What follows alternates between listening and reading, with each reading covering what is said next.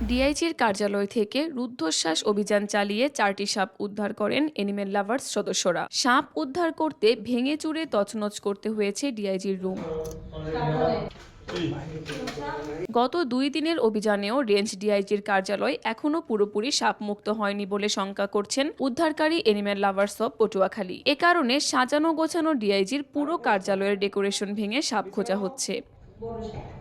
সাপ উদ্ধারকারী animal lovers of পটুয়াখালীর পরিচালক আসাদুল্লাহ হাসান মুসা জানান, রোববার বিকেল 3:30টার দিকে তারা খবর পান বরিশাল নগরীর কাশীপুর এলাকায় অবস্থিত ডিআইজি কার্যালয়ে ডিআইজির রুমে 3টি সাপ দেখা গেছে। খবর পেয়ে বিকেল 4টার দিকে সেখানে সাপ উদ্ধার অভিযান শুরু করেন তারা।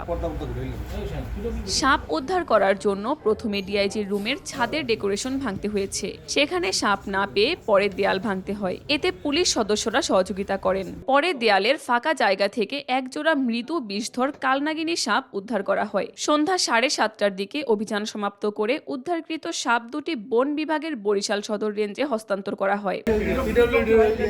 সোমবার সকালে পুনরায় একই স্থানে আরও সাপ দেখতে পান ডিআইজি কার্যালয়ে কর্মরত পুলিশ সদস্যরা। পরে বেলা 12টা থেকে পুনরায় সাপ উদ্ধারে অভিযান পরিচালনা করেন তারা। একইভাবে বিকেল 5টা পর্যন্ত আরও এক জোড়া সহ মোট 2 জোড়া কালনাগিনী সাপ উদ্ধার করা হয়েছে। তবে ডিআইজি কার্যালয় পুরোপুরি সাপমুক্ত হয়েছে বলে মনে হচ্ছে না, কেননা এখানে যারা কর্মরত তারা নাকি আরও সাপ দেখেছেন। সেগুলো উদ্ধারে কার্যক্রম চলমান রয়েছে বলে জানা গেছে।